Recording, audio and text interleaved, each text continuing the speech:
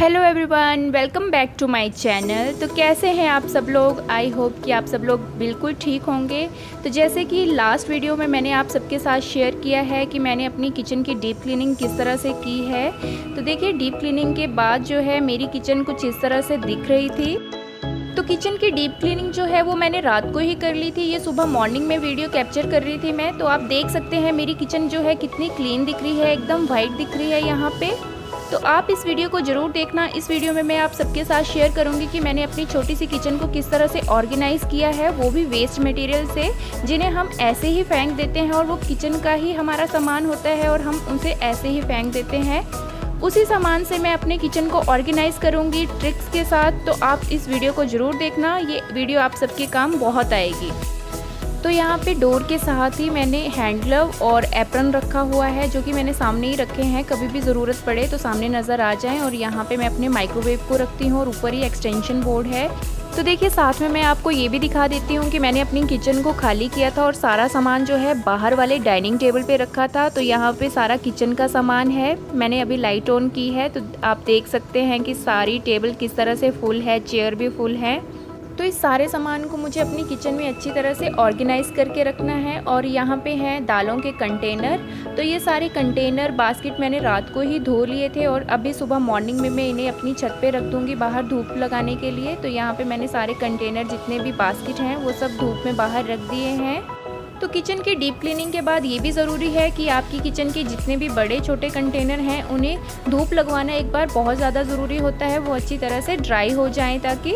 और यहाँ पे मैंने अपने मिक्सर ग्राइंडर को भी क्लीन करके बाहर धूप में रखा हुआ है। और इसका वीडियो आपने नहीं देखा है तो प्लीज़ मेरे लास्ट वीडियो को देखिए, उसमें मैंने आपको बताया हुआ है कि अपने मिक्सर ग्राइंडर को किस तरह से क्लीन करना है। इसका भी एक ट्रिक है, बहुत अच्छी तरह से क्लीन हो जाती है मिक्सी। तो जब तक मेरी दालों के कंटेनर धूप में सूख रहे हैं तब तक मैं यूटेंसिल रैक को सेट कर लूँगी। तो यहाँ पे मैं आपको ये बात कहना चाहती हूँ कि जितने भी बर्तन आपको यूज़ में लगें कि हाँ ये बर्तन किचन में ज़्यादा यूज़ होते हैं डेली हमारे, उतने ही बर्तन आप सामने रखिए उन्हें निकाल के। बाकी जो आपके बर्तन हैं उन्हें बॉक्सेस के अंदर ही रखिए, जब भी आपको ज़रूरत लगे तब भी आपको निकालना चाहिए। किचन आपकी जितनी खाली दिखेगी आपको उतनी ही क्लीन लगेगी और उसे क्लीन करना भी बहुत ही आसान होता है। तो यहाँ पर मैंने अपने यूटेंसिल रैक को अच्छी तरह से क्लीन करके उनसे सेट कर लिया है। तो देखिए, यहाँ पे मैंने क्या किया है, जितने भी मेरे पास किचन में वेस्ट जार थे कांच के, कुछ अचार के थे, कुछ सेजवान चटनी के, कुछ ऑलिव्स के, तो इन्हें मैंने फेंका नहीं है, मैंने इन्हें रखा है और इसे मैं बहुत अच्छी तरह से रीयूज़ करूँगी अपनी ही किचन में। तो यहाँ पे मैंने एक टब के अंदर इन्हें भिगोने के लिए रख दिया है, गर्म पानी के अंदर। तो इन्हें अच्छी तरह से क्लीन कर लूँगी मैं। क्लीन करने के बाद मैं इनका DIY बनाऊंगी और इन्हें अपनी ही किचन में दोबारा से बहुत अच्छी तरह से यूज़ करूंगी। तो आप इस वीडियो को ज़रूर देखना, इससे आपको भी आइडियाज़ मिल सकते हैं।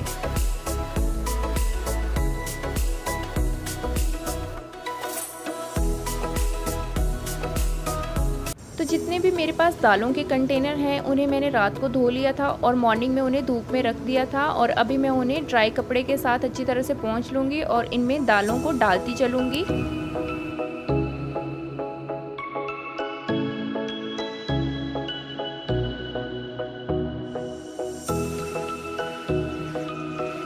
तो चलिए स्टार्ट करते हैं अपना DIY बनाना। तो देखिए, यहाँ पे जितने भी मेरे पास किचन में जार थे, ये खाली कंटेनर, इन्हें मैंने अच्छी तरह से वॉश कर लिया है और इनके जो कवर थे बाहर लगे हुए उन्हें भी मैंने निकाल दिया है। तो धूप में सुखाने के बाद इन जार्स के ऊपर मैं एक्रेलिक कलर से पेंटिंग करूँगी और इन जार्स को मैं अभी दोबारा अपने किचन में यूज़ करूँगी। तो देखिए कितने अच्छे लगेंगे ये मेरे किचन में रखे हुए जार। पहली बात तो ये है कि ये जार जो हैं ये कांच के जार हैं, ये ट्रांसपेरेंट हैं, इनमें रखी हुई हर एक चीज़ मुझे सामने दिख भी जाएगी। तो देखिए, कुछ इस तरह से की है ये मैंने पेंटिंग। तो अभी ये पूरी पेंटिंग कंप्लीट नहीं हुई है और जो सिमिलर जार थे मेरे पास उनके ऊपर मैंने एक जैसी ही पेंटिंग की है। और यहाँ पे 5 पीसेस जो थे जार के वो थोड़े डिफरेंट थे, उनके ऊपर मैंने एक जैसे ही पोल्का डॉट्स पेंटिंग कर दी है। तो ये भी बहुत ही क्यूट लग रहे थे देखने में।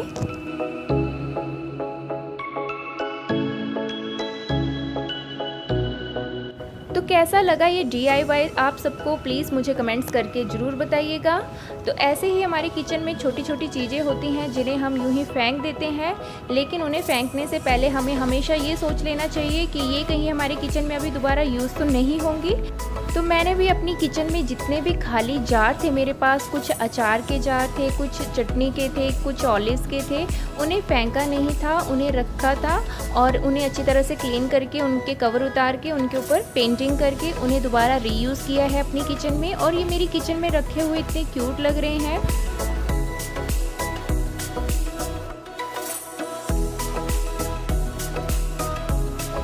और सबसे अच्छी बात तो यहाँ पे ये है कि जीरो इन्वेस्टमेंट करके किचन के ही वेस्ट मटेरियल को आप दोबारा से रीयूज़ कर सकते हैं।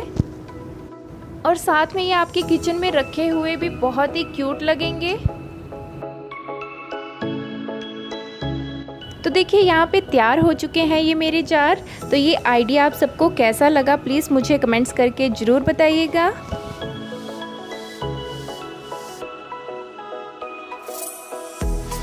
और इसके बाद मैंने अपनी मसालादानी को अच्छी तरह से धो के धूप में सुखा के इसमें मसाले सारे स्टोर कर लिए हैं। और यहाँ पे मैं आपको ये बताना चाहती हूँ, हमारे किचन में कुछ ऐसी भी आइटम्स होती हैं, जैसे कि यहाँ पे मैं ये गुलाब जामुन का पैकेट बता रही हूँ।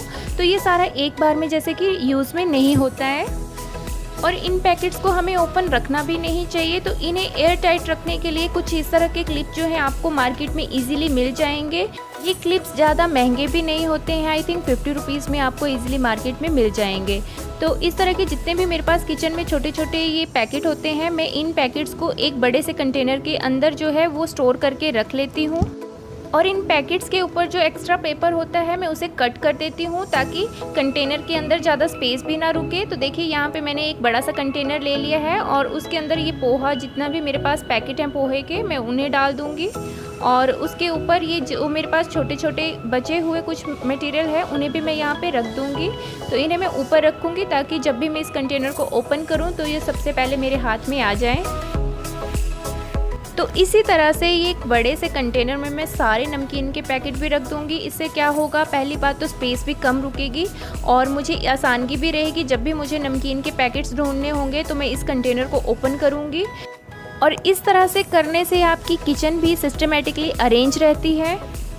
तो अभी मैं ऑर्गेनाइज़ करूँगी अपने काउंटर टॉप को। तो काउंटर टॉप को ऑर्गेनाइज़ करते टाइम हमें एक ही बात का ध्यान रखना होता है कि काउंटर टॉप में हम वही सामान रखें जो कि ईज़िली मूव हो सके और वहाँ पे क्लीनिंग जो है वो अच्छी तरह से हो सके। क्योंकि काउंटर टॉप पे हमें कुकिंग भी करनी होती है, इसलिए जितना सामान कम हो सके यहाँ पे उतना ही रखना चाहिए। तो देखिए यहाँ पे एक बास्केट में मैंने सारे केचप मसाले रखे हुए हैं और चीज़ स्प्रेड रखा हुआ है। तो छोटा छोटा जो भी सामान होता है वो बास्केट के अंदर आप रख सकते हैं इस तरह से एक स्टैंड के ऊपर। और यहाँ पे 2 बास्केट के ऊपर मैंने अपने कॉफ़ी मग, चाय के मग, पानी के गिलास रखे हुए हैं। तो जहाँ पे मैं अपने माइक्रोवेव को रखती हूँ उसके नीचे ही ये ड्रॉर है। तो ड्रॉर के अंदर मैं अपनी किचन की छोटी छोटी आइटम्स को रखती हूँ जो कि मुझे पता होता है कि यहाँ पे ही रखा है ये सारा सामान मैंने। तो ऐसे करने से मुझे आसानी से सामान मिल भी जाता है। जैसे कि यहाँ पे मैंने ग्रेटर रखा हुआ है, हैंड ब्लेंडर रखा है, आइसक्रीम स्कूपर रखा है, ये है जिससे मैं ड्राई फ्रूट्स को कद्दूकस करती हूँ। कुछ स्टैंड्स भी रखे हैं किचन के मैंने यहाँ पे।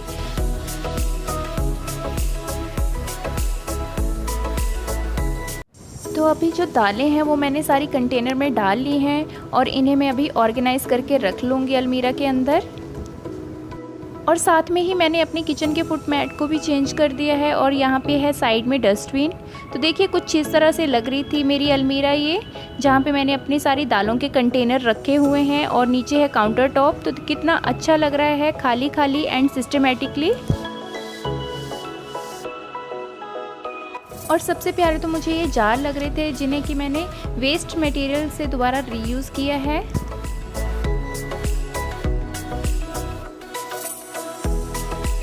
और इसके बाद बारी आती है इस आलू प्याज की बास्केट को तैयार करने की। तो इसे जो है जब भी आप इसमें सामान रखें तो उससे पहले आपको इसके ऊपर टिश्यू पेपर या न्यूज़पेपर रख लेना चाहिए ताकि प्याज के जो छिलके हैं वो न्यूज़पेपर के ऊपर ही रहे और आलू की जो मिट्टी है वो भी न्यूज़पेपर में ही रहे। वैसे तो आपको प्याज के छिलके जो हैं वो पहले ही साफ़ कर लेने चाहिए और आलू की जो मिट्टी होती है उसे क्लीन करके आलू को साफ़ करके इसमें रखना चाहिए बास्केट में। जो माइक्रोवेव के ऊपर वुडन की अलमीरा है उसे मैंने कुछ इस तरह से ऑर्गेनाइज़ किया है। यहाँ पे मैंने अपने बेसन, मैदा, सूजी, मैक्रोनी, पीनट्स और दलिया, जो भी ब्रेकफास्ट का सामान हो, सब मैंने यहाँ पे रखा हुआ है। और इसके ऊपर स्टील के कंटेनर हैं जिनमें ड्राई फ्रूट्स, घी सब है। जिस स्टैंड के ऊपर मैंने बास्केट रखी हुई थी उसकी जगह अभी मैंने ये ब्रेड टोस्टर रखा हुआ है, क्योंकि पीछे ही इलेक्ट्रिसिटी का स्विच है तो मुझे आसानी रहेगी यहाँ से। तो वो बास्केट जो है मैंने दूसरी साइड शिफ्ट कर दी थी, तो उस बास्केट को मैंने यहाँ पे रख दिया है। तो चलिए फ्रेंड्स, आज के लिए इतना ही। और आप सब लोगों ने अगर मेरी लास्ट वीडियो नहीं देखी है किचन डीप क्लीनिंग की, तो उस वीडियो को भी ज़रूर देखना। उसका लिंक जो है मैं डिस्क्रिप्शन बॉक्स में डाल दूँगी और वीडियो के लास्ट में भी उसका लिंक ज़रूर शेयर कर दूँगी। और आज का ये मेरा वीडियो स्मॉल किचन ऑर्गेनाइजेशन का आप सब लोगों को कैसा लगा, प्लीज़ मुझे कमेंट्स करके ज़रूर बताना। ये मेरा DIY आप सब लोगों को कैसा लगा है ये भी आप मुझे कमेंट्स करके ज़रूर बता सकते हैं।